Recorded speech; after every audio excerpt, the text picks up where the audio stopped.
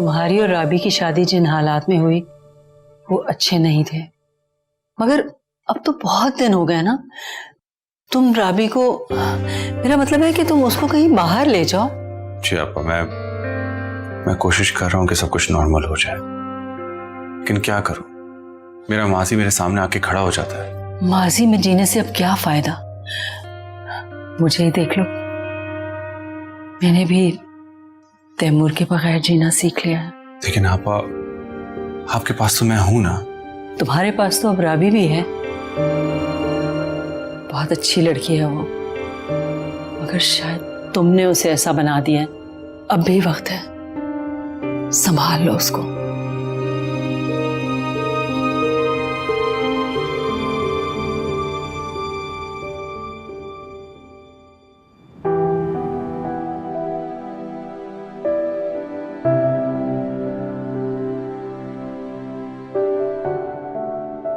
ऐसे क्या देख रहे हैं? सच कहूं तो मुझे यकीन ही नहीं हो रहा है कि तुम ऐसे मेरी हो गई। यासिर, मुझे भी यकीन नहीं आता कि मैं ऐसे आपकी हो गई हूँ।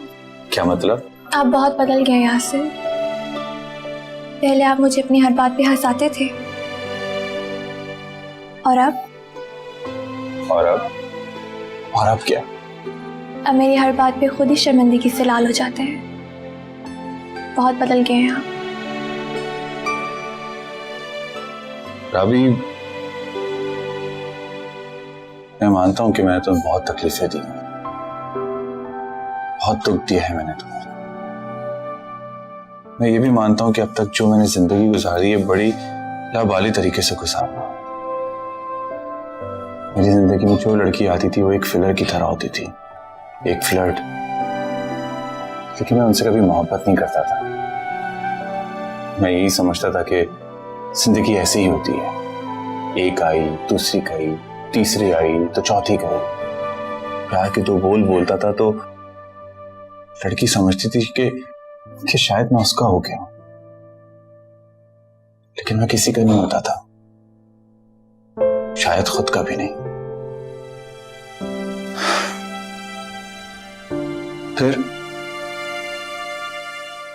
फिर तो मेरी जिंदगी में आई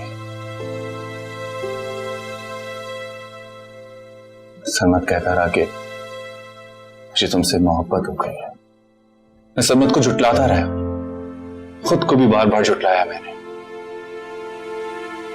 कि मुझे तुमसे मोहब्बत नहीं हुई है। खुद को दूर तुमसे करता रहा, उतने ही तुम्हारे करीब चला आया। मुझे तुमसे मोहब्बत हो गई थी।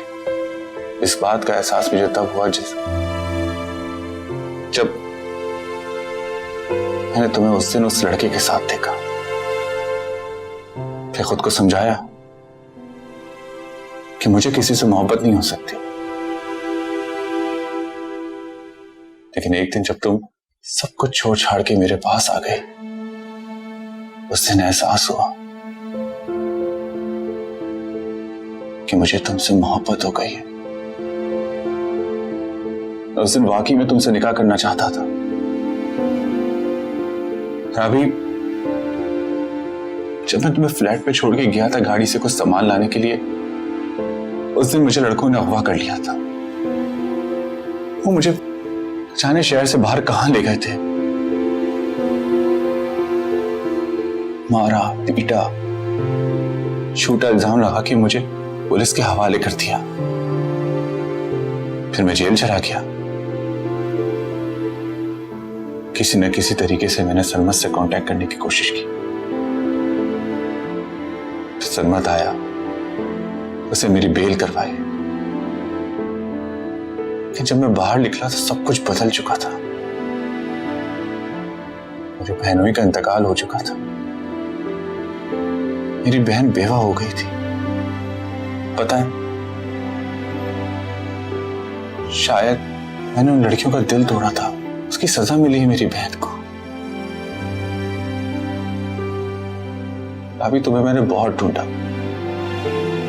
हर जगह ढूंढा, तो मुझे कहीं नहीं मिली। बहन के बेवा होने के बाद मैं बहुत टूट सा गया था। खैर छोड़ो इन बातों को, लेकिन राबी तुम्हें मैं एक बात बता दूं, अगर इस दुनिया में मैंने किसी से सच्ची मोहब्बत की है तो वो तुम हो। और मैं चाहता हूं कि अपनी सारी जिंदगी तुम्हारे साथ गुजारूं। क्या तुम मेरा साथ दोगी? कोई और ऑप्शन है मेरे पास? नहीं है। मुझे अब आपके साथ ही रहना है। पहले आप मेरी मोहब्बत थे, लेकिन आप सिर्फ मेरी मजबूरी हैं।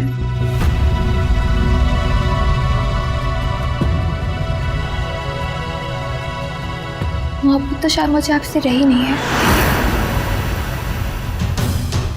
आपकी वजह मैंने अपने घर वालों का मान तोड़ा, सजा भी मुझे मिल गई।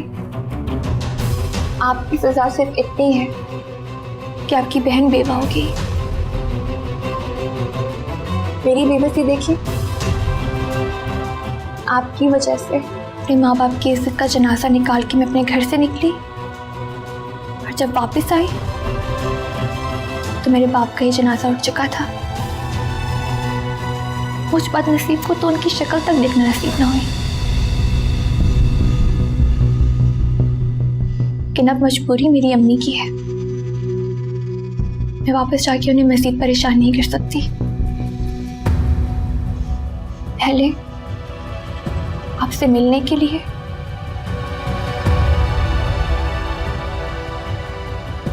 आपके साथ कुछ वक्त गुजारने के लिए मुझे अपने घर वालों से झूठ बोलना पड़ता था,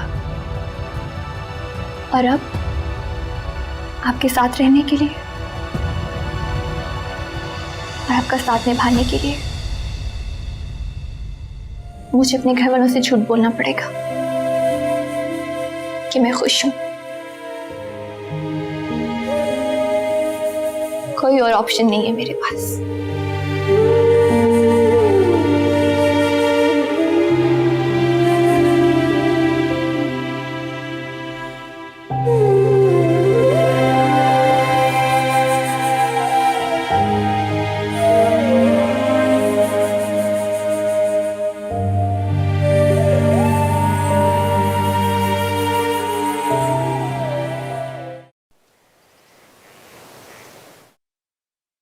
अम्मी, आपका ब्लड प्रेशर बहुत डिस्टर्ब रहने लगा है।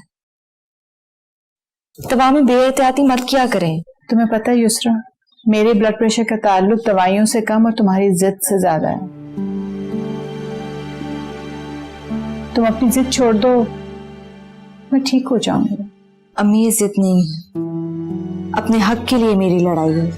युसरा, जैसे तुम हक कह रही हो, हक नहीं है, झूठी अना है, जिद है तुम्हारी। और जो लड़कियां इनके पीछे अपने शौहरों से नाराज होती हैं ना घर खराब कर लेती हैं, अपने लिए मुश्किलात खड़ी करती हैं और दूसरों के लिए भी। मत करो ऐसे।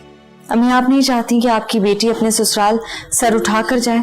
मैं बिल्कुल ऐसे चाहती हूँ, मगर तुम मेरी बात पे गौर करना, समझने की कोशिश करो। देखो बेटा, इन मसाइल की वजह से अब मैं फारिस को फेस भी नहीं कर सकती, और मेरी तुमसे एक रिक्वेस्ट है, अगर फारिस तुमसे मिलने आए तो उससे मिल लेना, उससे बात कर लेना, और उसकी बात मान लेना। इसी में तुम्हारी खुशी है, हम सबकी खुशी है, दोनों घरों की खुशी है बेटा। ये दवाई खा लीजिएगा, यहाँ पे रख रही हूँ। मुझे समझ में नहीं आता राबी कि अब शादी हो जाने के बाद तुम्हें क्या मसला है।